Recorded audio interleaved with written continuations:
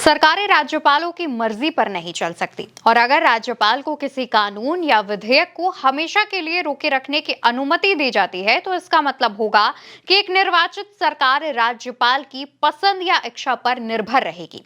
ये कहना है देश की सुप्रीम अदालत यानी सुप्रीम कोर्ट का। भारत के राज्यपाल और राष्ट्रपति की तरफ से बिल को मंजूरी, रोक या रिजर्वेशन मामले की सुनवाई कर रही 5 जजों की बेंच, जिसमें सीजेआई गवाई जस्टिस सूर्यकांत, विक्रमनाथ, पीएस नरसिम्हा और एएस चंदोरकर शामिल हैं। उन्होंने केस की सुनवाई के दौरान ये बातें कही हैं। इसके अलावा केस में और भी सुनवाई हुई है और तमाम जो टिप्पणियां हैं वो की गई हैं। बेंच का कहना है कि अगर राज्यपाल किसी विधेयक या फिर बिल को बिना पुनर्विचार के ही उसकी मंजूरी रोकते हैं तो इससे चुनी हुई सरकारें राज्यपाल की मर्जी पर निर्भर हो जाएंगी। बेंच ने आगे ये भी कहा कि राज्यपाल को यह अधिकार नहीं है कि वो अनिश्चित काल तक मंजूरी रोक कर रखे। ऐसा इसलिए भी क्योंकि कई बार ऐसा देखा गया है कि राज्यों से पास होकर आए बिल महीनों या सालों तक राज्यपाल के पास अटके रहते हैं। इससे सरकार का काम रुक जाता है और जनता के लिए बनाए गए कानून ठंडे बस्ते में चले जाते हैं।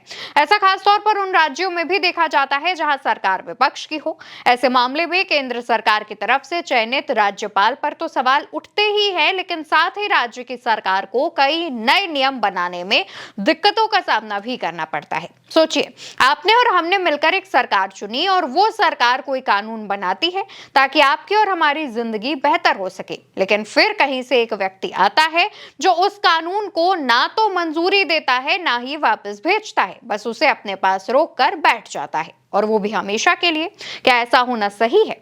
और इसी सवाल पर सुप्रीम कोर्ट भी चिंता जता रहा है। देश की सबसे बड़ी अदालत में इन दिनों राज्यपाल की शक्तियों के मामले पर ही सुनवाई की जा रही है, क्योंकि अदालत को चिंता है कि अगर राज्यपाल किसी विधेयक को हमेशा के लिए रोक सकते हैं तो जनता द्वारा चुनी गई सरकार की शक्ति कमजोर हो जाएगी और राज्यपाल का व्यक्तिगत निर्णय बहुत मजबूत हो जाएगा। यह विवाद कहां से शुरू हुआ था उस पर भी बात करेंगे, लेकिन उससे पहले हम राज्यपाल के पास क्या क्या अधिकार होते हैं वो जान लेते हैं। तो संविधान के आर्टिकल 200 के तहत राज्यपाल के पास 4 ऑप्शन होते हैं। पहला, विधेयक को मंजूरी देना। दूसरा, असहमति जताना या मंजूरी रोकना। तीसरा, राष्ट्रपति के विचारों के लिए सुरक्षित रखना। या फिर चौथा, विधानसभा को पुनर्विचार के लिए लौटाना।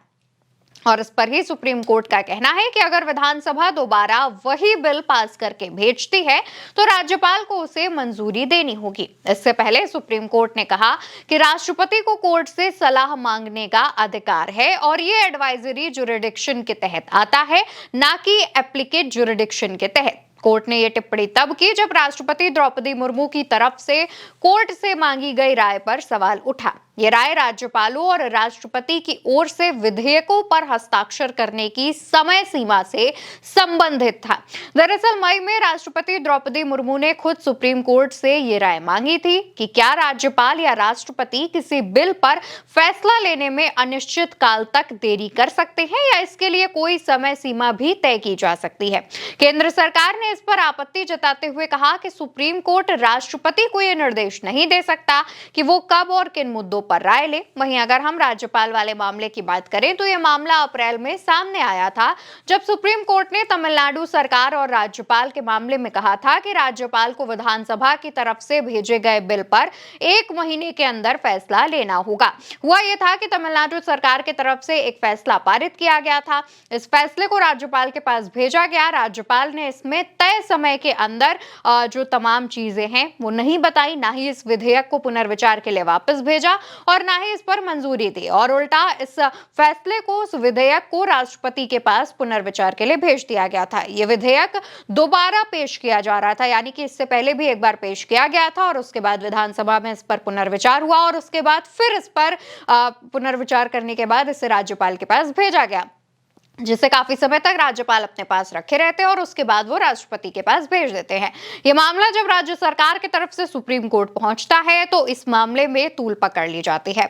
सुप्रीम कोर्ट की तरफ से इस फैसले के दौरान राज्यपालों की ओर से राष्ट्रपति को भेजे नए बिल पर भी स्थिति स्पष्ट करने की बात कही गई थी और कहा था कि राज्यपाल की तरफ से भेजे गए बिल पर राष्ट्रपति को भी 3 महीने के भीतर फैसला लेना होगा।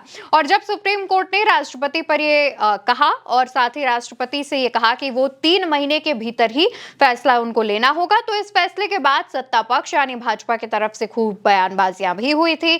भाजपा के तमाम जो बड़े नेता हैं, जो सांसद हैं, उन्होंने मंचों पर जाकर सुप्रीम कोर्ट से सवाल किया था और साथ ही ये भी कहा था कि सुप्रीम कोर्ट राष्ट्रपति को आदेश नहीं दे सकता है। हालांकि इसके बाद सुप्रीम कोर्ट ने इस पर स्थिति स्पष्ट की थी और कहा था कि हम आदेश नहीं दे रहे हैं, बल्कि एक ये सुझाव है और इस तरीके से जो ये मामला है वो आगे बढ़ता रहा। और इस बार भी मामले की सुनवाई के दौरान ये बातें सामने आई हैं। कुछ मामलों में राज्यपालों ने अपनी शक्तियों का इस्तेमाल ऐसे भी किया है कि उससे कानूनी लड़ाई बढ़ गई है, जैसा कि इस कोर्ट में सुनवाई के दौरान पता चला। इस कोर्ट में सरकार की तरफ से सॉलिसिटर जनरल तुषार मेहता ने अपना पक्ष रखा और साथ ही ये भी कहा कि जो राज्यपाल है वो कोई डाकिया नहीं है जो फैसले को इधर से उधर करता रहे। और इस तरीके की तमाम जो टिप्पणियां हैं वो सॉलिसिटर जनरल तुषार मेहता की तरफ से भी की गई हैं। फिलहाल ये मामला अभी भी कोर्ट में चल रहा है और इसका फैसला भारत के संघीय ढांचे के लिए बहुत जरूरी और महत्वपूर्ण होगा। ये तय करेगा कि देश में चुनी हुई सरकारों की ताकत कितनी है और राज्यपाल जैसे संवैधानिक पदों की सीमाएं भी क्या है। अब सुप्रीम कोर्ट की तरफ से इस सुनवाई पर आप जो भी कहना चाहते हो कमेंट सेक्शन में लिखिएगा। वीडियो उल्टा चश्मा यूसी पर देख रहे हैं। मेरा नाम अवंतिका अवस्थी है। नमस्कार।